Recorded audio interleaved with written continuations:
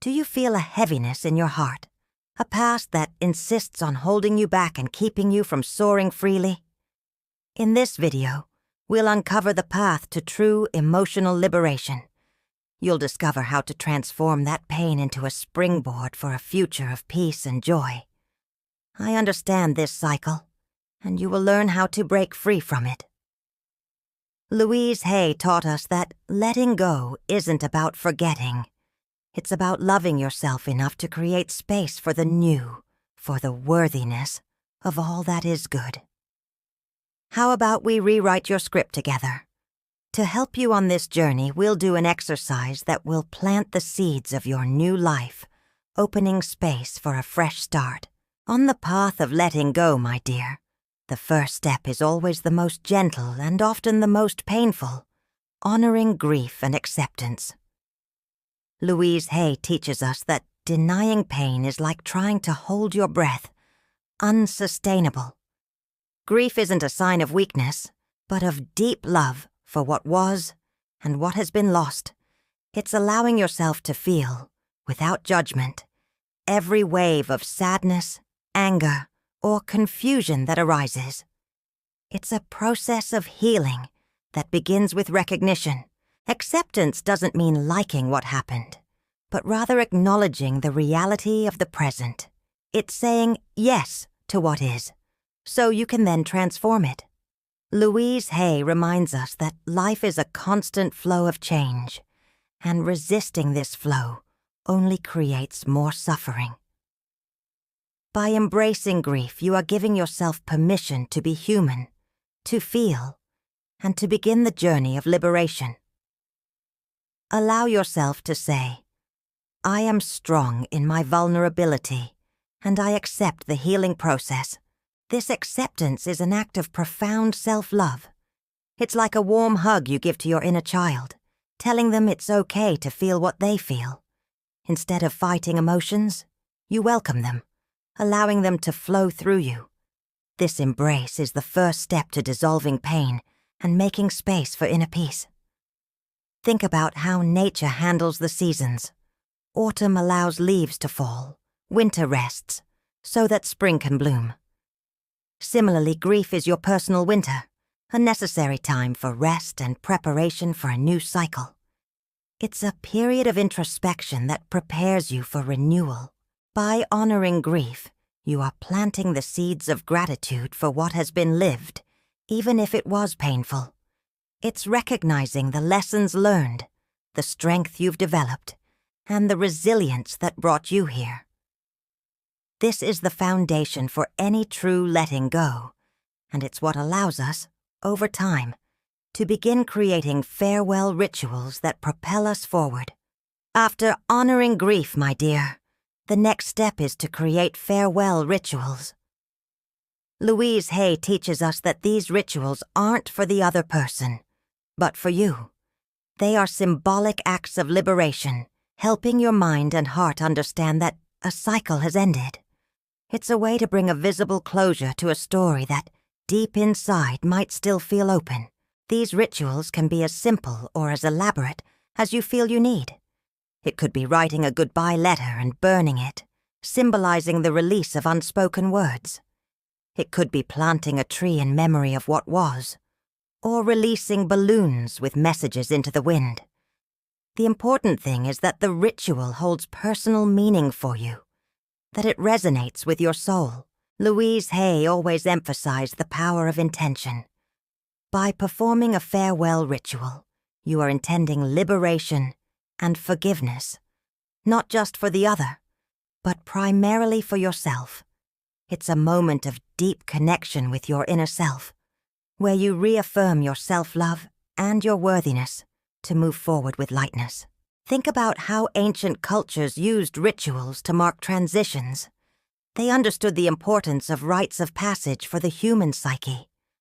By creating your own ritual, you are honoring this ancestral wisdom, allowing your subconscious to process the change and prepare for the new. It's an active step in your healing journey. These rituals are like milestones on your path of letting go, each one an affirmation that you are moving forward. They don't erase the memory, but transform pain into learning and longing into gratitude. And by doing so, you begin to make space for life to bring you new experiences, new connections, and for you to, with confidence, start breaking free from more subtle dependencies. After honoring grief and creating farewell rituals, my dear, we realize that letting go often involves breaking free from dependencies that have become almost like addictions. Louise Hay reminds us that dependency, whether emotional, attention-seeking, or even habit-related to someone, can be compared to an addiction. Like an addiction, it activates reward centers in the brain, releasing dopamine, and the attempt to break free can generate a sense of withdrawal. It's a process that requires understanding and gentleness with yourself.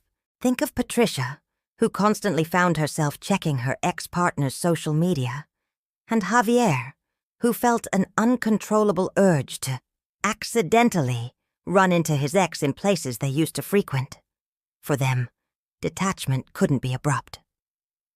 Patricia adopted a progressive protocol. She limited checking to 3 times a day, then 2, 1, every other day, until she reached once a week and finally, 0. Louise Hay teaches us that patience is fundamental, and this systematic desensitization allows the brain to adapt gradually. The key here is substitution, not mere elimination. Instead of just trying to stop a habit, you replace it with a healthier, more constructive one. Patricia, for example, swapped stalking for Duolingo lessons, channeling her energy into learning.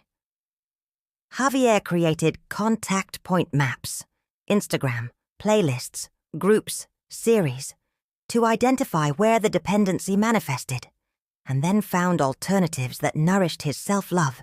Louise Hay always encouraged us to be conscious creators of our reality. If you find yourself in a cycle of dependency, it's an invitation to redirect your creative energy. Javier, for instance, implemented progressive geographical avoidance, combining it with a system of rewards. Each day he managed to avoid an accident encounter. He allowed himself a small pleasure, training himself with the same gentleness he would train a pet. This gradual breaking process is an act of trust in your ability to rewrite patterns. It's about recognizing that you deserve a full life, free from ties that no longer serve you. Allow yourself to say, I am capable of breaking free from what holds me back and embracing my freedom. And speaking of rewriting patterns and nurturing yourself, stay with me, dear one, because soon we'll have a practical exercise that will help you feel this transformation in your body and soul. After the process of letting go, my dear, and gradually breaking dependencies, a precious space for self-care emerges. But be aware, we're not talking about a simple distraction to forget what happened. Louise Hay taught us that true self-care is an act of reconstruction, a deep dive into self-love that allows us to remember who we are and what truly nourishes us.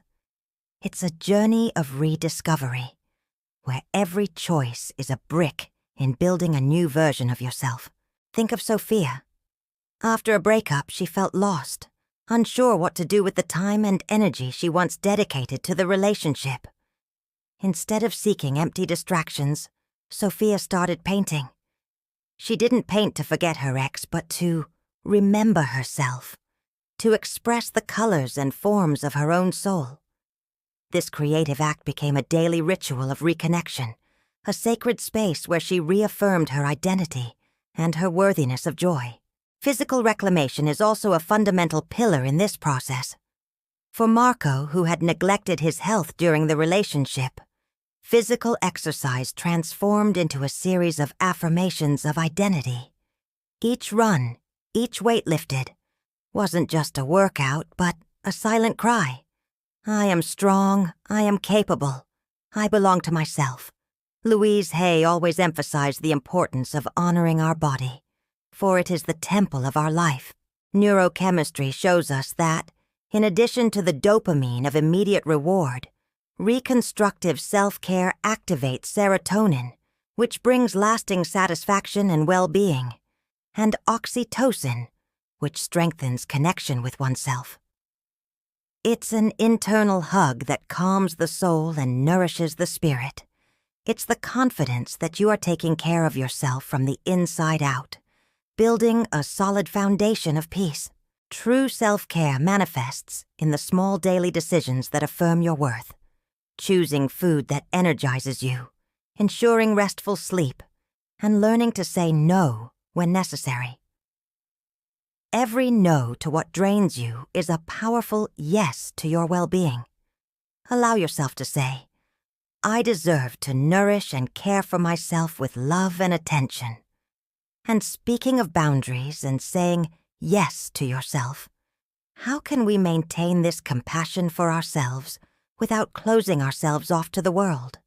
In the process of letting go, my dear, especially when continued interaction with the other person is unavoidable, such as in the workplace or social circles, the need for shielded compassion arises. Louise Hay teaches us that true empathy doesn't mean absorbing the other's pain or allowing it to drain us. On the contrary, it's recognizing their pain without internalizing it, maintaining our own boundaries intact. It's an act of profound wisdom and self-love that allows us to continue our healing journey without relapses.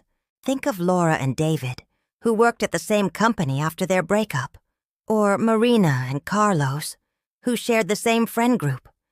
They learned to use boundary-setting phrases with gentleness and firmness. Phrases like, I understand you need to talk, but I need space right now to process my own emotions.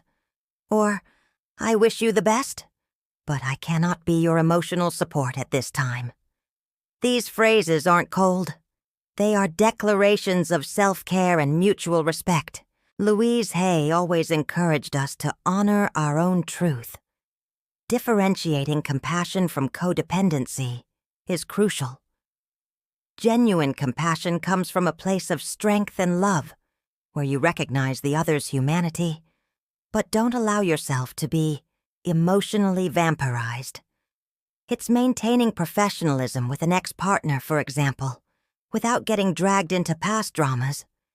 It's an act of confidence in your ability to protect yourself.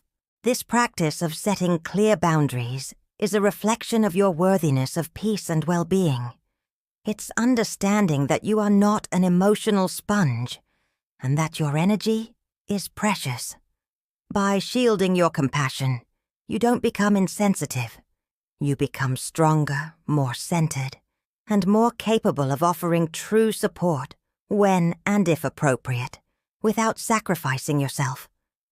Allow yourself to say, I am capable of loving with boundaries and protecting my energy.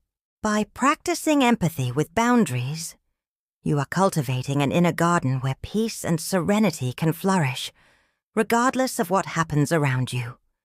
And speaking of cultivating, the next topic will take us into an even deeper dive into the power of forgiveness, an essential tool for liberation.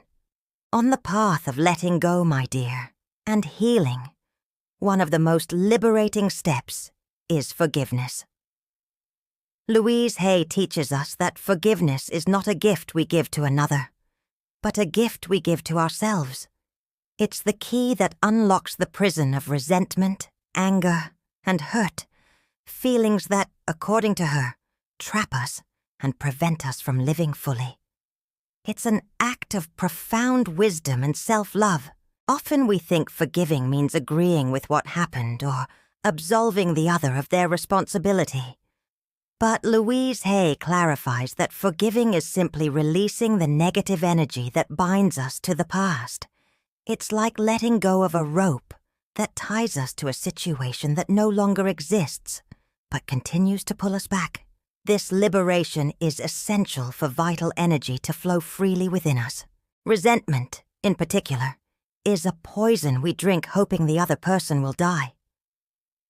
Louise Hay observed that it accumulates in our bodies, potentially manifesting as physical ailments like arthritis or even cancer, as she herself experienced. By forgiving, you're not saying the other's behavior was acceptable, but that you refuse to continue carrying the weight of that pain. You are choosing your inner peace. The process of forgiveness can be challenging, especially when the hurt is deep. Louise Hay encourages us to start with the willingness to forgive, even if we don't know how. She reminds us that we are all victims of victims, and that everyone does the best they can with the level of consciousness they possess. Allow yourself to say, I am capable of forgiving and releasing the past. This affirmation opens the way for compassion, for yourself and for others. By releasing the past through forgiveness, you create immense space for the new in your life. It's like clearing a garden of weeds so more beautiful flowers can grow. This attitude of letting go of what no longer serves you is an invitation for prosperity in all its forms: love, joy, health, abundance, to enter. And speaking of building the new,